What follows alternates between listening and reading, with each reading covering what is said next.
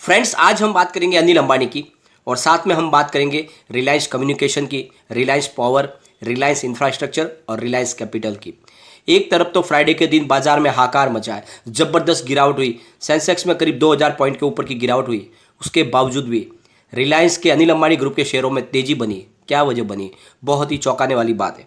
एक तरफ रिलायंस पावर के अंदर 10% के करीब सर्किट लगा, तो इतनी बड़ी तेजी कहाँ से आई? क्या है उसके पीछे की वजह, जानेंगे इस वीडियो के माध्यम से। साथ में अनिल अंबानी को लेकर लेटेस्ट अपडेट निकल कर आई है, उसको भी हम डिस्कस करेंगे इस वीडियो के माध्यम से। और फ्रेंड्स, आगे क्या भविष्य बन सकता है इन कंपनियों का, और जिस तरह से ये बड़ी गिरावट के अंदर तेजी का माहौल बना, वो क्या इशारा कर रहा है, जानेंगे इस वीडियो के माध्यम से। लेकिन फ्रेंड, उससे पहले अगर आप पहली बार मेरे चैनल पे आए तो चैनल को सब्सक्राइब कर दीजिए, एक बेल आइकॉन दबा दीजिए ताकि जब भी नया वीडियो बनाऊँ पहला नोटिफिकेशन आपको मिले। वीडियो पसंद आए तो लाइक शेयर जरूर कीजिए। चलो फ्रेंड्स, वीडियो स्टार्ट करते हैं। मैं हूँ आपका दोस्त SB दवे और हमारे अपने चैनल ऑनलाइन कमाई में आपका बहुत बहुत स्वागत है। फ्रेंड्स, सबसे पहले हम फ्राइडे के दिन के कारोबार को देखेंगे। जैसे कि आपको पता ही है, फ्राइडे को बाजार में बहुत ही भयंकर गिरावट हुई और इस गिरावट की वजह बनी अमेरिका के बाजार। अमेरिका के बाजार में बॉन्ड यील्ड की प्राइस बढ़ने की वजह से पूरा सेंटीमेंट बिगड़ गया है और लोगों का रुझान अब बॉन्ड की तरफ जाएगा। उस वजह से मायूस हो गया शेयर बाजार और बड़ी गिरावट हुई। उसके बाद में एशिया और ऑस्ट्रेलिया के बाज़ारों में भी गिरावट हुई। सारे के सारे international global stock market crash हो गए और उसका असर भी इंडिया के बाजार में पड़ा और यहाँ पर भी भयंकर मारकाट मची। सारे के सारे सेक्टर में ज़बरदस्त गिरावट हुई। कोई ऐसा सेक्टर नहीं था जहाँ पर कुछ पॉजिटिव माहौल था। सारे सेक्टर में ज़बरदस्त गिरावट, सारे शेयरों में बहुत बड़ी गिरावट और लोगों को ज़बरदस्त लॉस हुआ।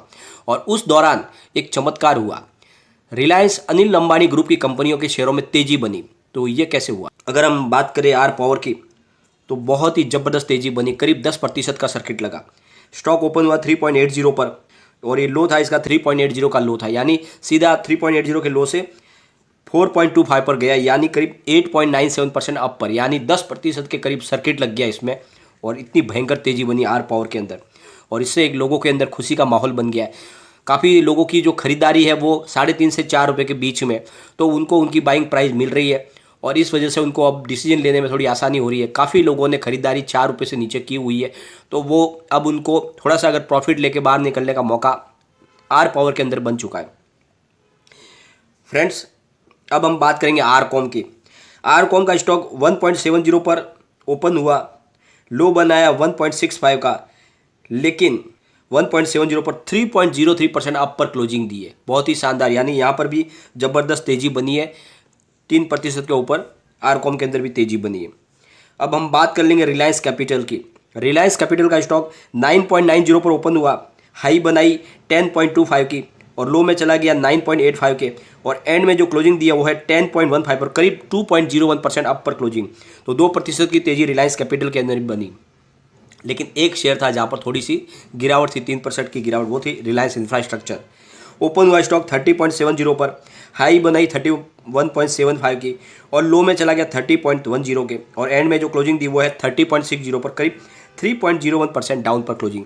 तो एक शेयर में गिरावट थी, बाकी सब शेयरों में बहुत ही ज़बरदस्त तेज़ी बनी और सबसे ज़्यादा कमाल तो किया आर पावर ने, 10% का अपर सर्किट लग गया। फ्रेंड्स, अब चलेंगे हम न्यूज़ की तरफ।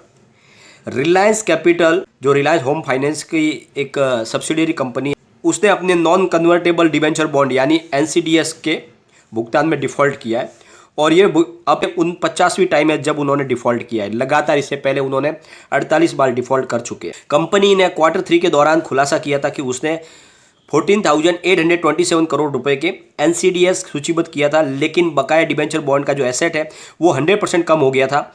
ऑलरेडी उसकी वैल्यू 0 हो चुकी थी इसका मतलब। तो उन्होंने एसेट मोनेटाइजेशन के लिए बोली लगाने वालों से सरचार्ज शुरू कर दी थी और इसलिए रिलायंस कैपिटल ने अपनी कंपनियों को बेचने के लिए बोलियां मंगाई थी, लेकिन अभी तक उसका कोई भी सौदा फाइनल हुआ नहीं है।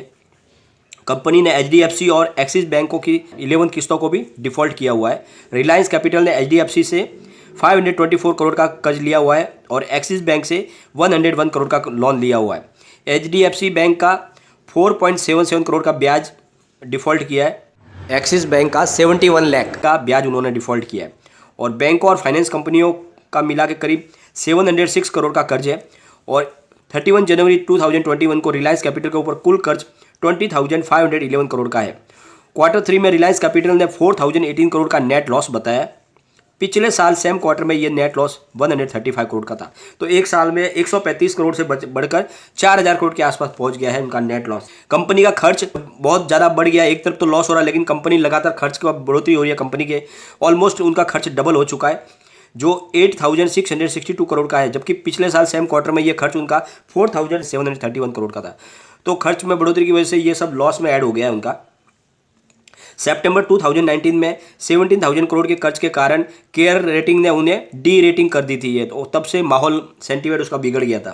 फ्रेंड्स, लगातार अनिल अंबानी के ऊपर कर्ज बढ़ रहा है, लेकिन दूसरी तरफ मुकेश अंबानी की तरह ही अनिल अंबानी को भी जेड प्लस की सिक्योरिटीज मिली हुई है।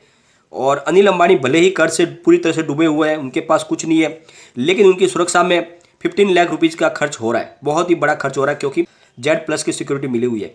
और यह सुरक्षा उनको 2013 में मनमोहन सिंह की सरकार ने दी थी, और इस सुरक्षा को लेकर मामला सुप्रीम कोर्ट में भी गया था। तब सरकार ने कहा था कि इसका खर्च अंबानी बंधु खुद उठाएंगे। और उसके बाद जेड प्लस सुरक्षा को वापस लेने के लिए मुंबई हाईकोर्ट और सुप्रीम कोर्ट दोनों जगह पे याचिका दर्ज की गई थी, लेकिन वो खारिज हो चुकी है। और जेड प्लस सुरक्षा में करीब 55 सुरक्षाकर्मी शामिल होते हैं, और जिनमें से 10 लेटेस्ट हथियारों से लैस एनएसजी के खतरनाक कमांडो भी शामिल होते हैं। और यह आवश्यकता के अनुसार इनकी संख्या बढ़ाई और घटाई जाती है। सरकार इसको कम या ज़्यादा संख्या को कर सकती है, और इसके लिए हर बार सरकार अपनी तरफ से निर्णय लेती है। तो एक तरह से मतलब अनिल अंबानी पूरी तरह से बैंक करप्ट है, लेकिन उनके ऊपर बहुत बड़ा यानी 15 लाख रुपए का खर्च हो रहा है, क्योंकि उनको जेड प्लस की सुरक्षा मिली हुई है। अनिल अंबानी अदालत में ये बता चुके हैं उनके पास कोई संपत्ति नहीं है, वो पूरी तरह से बैंक करप्ट हो चुके हैं, और वो अपने वकील की फीस भी गहनों को बेचकर चुका रहे। यानी उन्होंने एक तरह से कह दिया है कि वो पूरी तरह से कंगाल हो चुके हैं। साथ में उन्होंने ये भी कहा था कि मेरे खुद के ऊपर कोई खर्च नहीं है, मैं बिल्कुल सादा जीवन जीता हूँ, सिर्फ सादा खाना खाता हूँ, मैं शुद्ध शाकाहारी हूँ, साथ में न मैं कोई किसी प्रकार का नशा करता हूँ। यानी उनका कहना है कि उनका कोई नशा भी नहीं है और अपने शरीर पर उनका कोई 1 रुपये का खर्च नहीं है। उसके बावजूद भी जो उनके सुरक्षा के लिए जो गार्ड लगेगी उनका खर्च बहुत बड़ा है। तो एक तरह तो पूरी तरह से बैंक करप्ट है, लेकिन साथ में बहुत बड़ा खर्च है जो उठाया जा रहा है।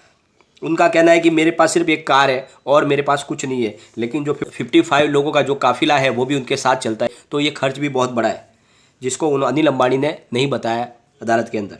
एक तरफ तो अनिल अंबानी के ऊपर एसबीआई ने शिकंजा कसा हुआ है, क्योंकि उन्होंने आरकॉम में पर्सनल गारंटी के तहत लोन लिया था बैंकों से, और अब एसबीआई चाहती है कि अनिल अंबानी की खुद की प्रॉपर्टी को सीज करके उनसे वो कर्ज वसूल किया जाए। और अनिल अंबानी का कहना है कि जो लोन लिया है वो कंपनी ने लिया, मैंने नहीं लिया, इसलिए इसकी जवाबदारी मेरी नहीं है। और ये मामला अभी अदालत में चल रहा है। साथ में 3 चीनी बैंकों का जो मामला है, उन्होंने भी कर्ज दिया हुआ है आरकॉम को, वो भी वसूल करना चाहते हैं, उसका मामला भी चल रहा है। तो अभी कुल मिला के अनिल अंबानी पूरी तरह से बैंक करप्ट हुए हैं, लेकिन उसके बावजूद भी जो उनके ऊपर खर्च हो रहा है वो एक क्वेश्चन मार्क है, इतना बड़ा खर्च हो रहा है। तो फ्रेंड्स, अनिल अंबानी के ऊपर फिलहाल जेड सिक्योरिटी वो फिर से चर्चा में आ गई इस समय। और साथ में सबसे बड़ी बात, बाजार में भयंकर गिरावट के बावजूद भी सारे शेयरों में पॉजिटिव माहौल बना, उसके पीछे क्या खिचड़ी पकड़ी है वो समझ में नहीं आ रहा है फ्रेंड्स। लेकिन एक पॉजिटिव बात है सबके लिए, जिसने भी रिलायंस अनिल अंबानी ग्रुप में इन्वेस्टमेंट किया उनके लिए तो फ्रेंड्स एक बहुत बड़ी खुशी की बात है कि भयंकर बाजार में गिरावट है, उसके बावजूद भी शेयरों में तेजी बनी है। लेकिन मेरे हिसाब से इन शेयरों का कोई फिलहाल अच्छा भविष्य लग नहीं रहा है। जैसे ही अगर आपका जो आपने इन्वेस्टमेंट किया उसके आजू बाजू में अगर आपकी प्राइस आ जाती है और आपको मौका मिलता है एग्जिट करने का, तो इन शेयरों से बिल्कुल आप एग्जिट हो जाए। इनका ज़्यादा भविष्य मुझे कोई लग नहीं रहा है, लेकिन फिर भी एक माहौल की तरफ इसमें जो तेज़ी बन रही है उसका फ़ायदा आप उठा सकते हैं। लेकिन फ्रेंड, कोई भी इन्वेस्टमेंट करने से पहले अपने फाइनेंशियल एडवाइजर से एक बार एडवाइस ले ले, या अपना खुद का रिसर्च करें, क्योंकि मैंने वीडियो आपके एजुकेशनल पर्पज़ के लिए ही बनाया है। वीडियो पसंद आए तो लाइक शेयर जरूर कीजिए और चैनल को सब्सक्राइब कर दीजिए। Thank you friend.